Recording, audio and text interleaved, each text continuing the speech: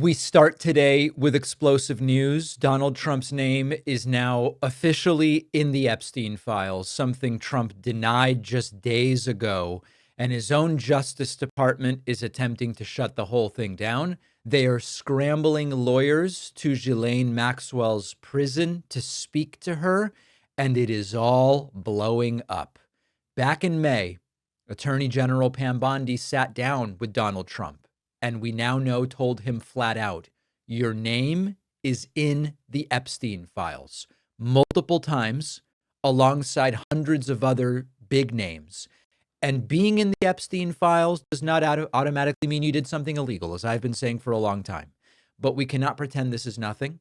Trump's deceit, lies, and attempts to smother this information is the behavior of a person with a guilty conscience, not someone who believes that they are innocent.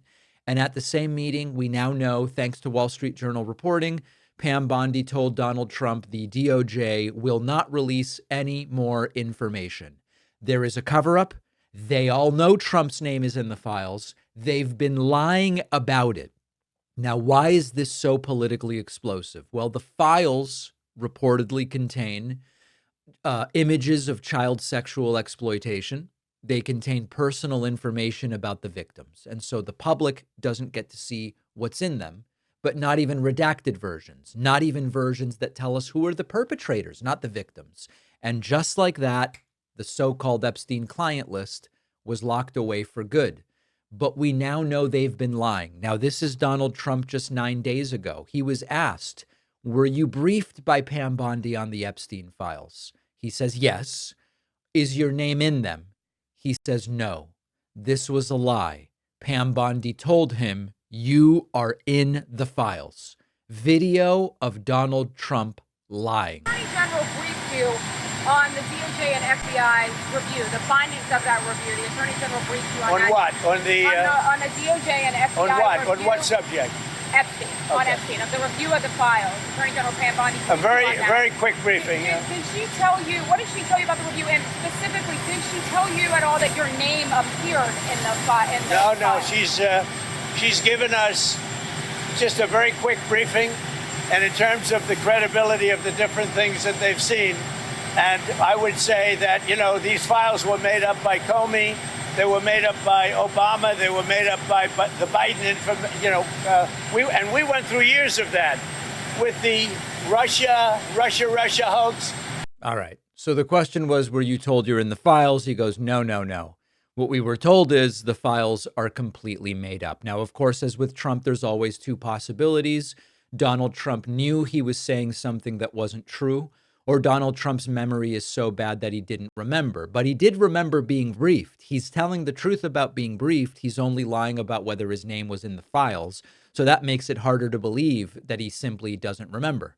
So we fast forward to now. Donald Trump's team is panicked and scrambling. White House spokesperson Stephen Chung says the entire report from the Wall Street Journal is fake news.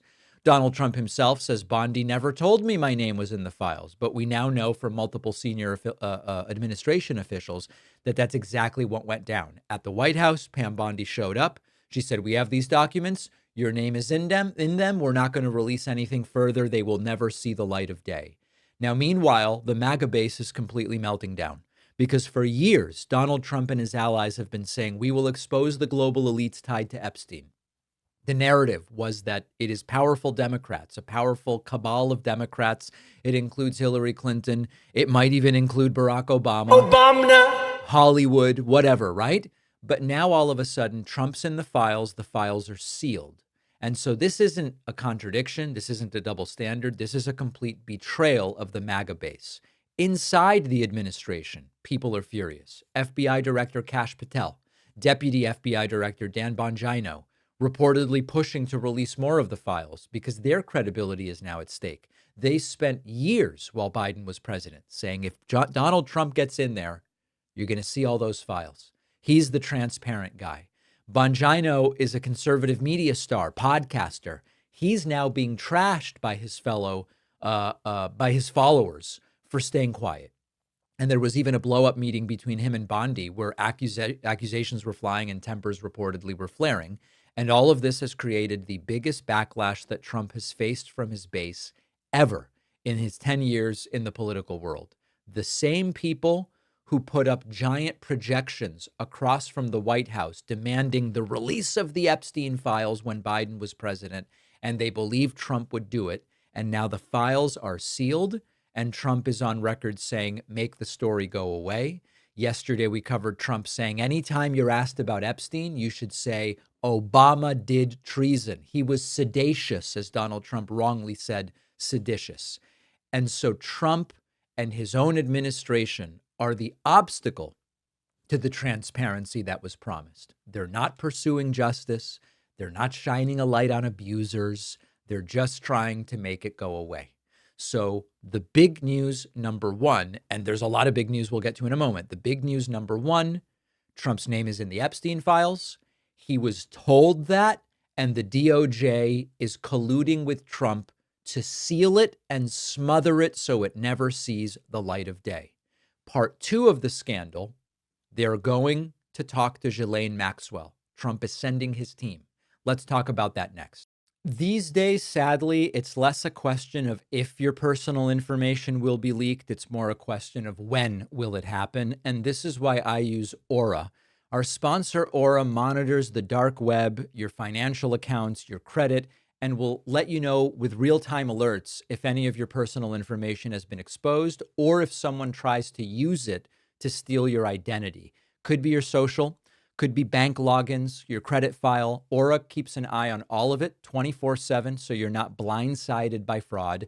It's like having a digital bodyguard with Aura that never sleeps, scanning for threats, able to warn you before real damage is done. Aura also includes award-winning antivirus software to protect your devices from malware, phishing, and ransomware.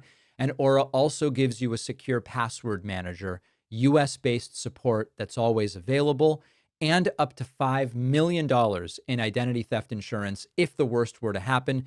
One app does the work of several. And for me, it's worth it for the peace of mind, for my family, and for myself. You can try Aura for free for 14 days at aura.com/Pacman. The link is in the description.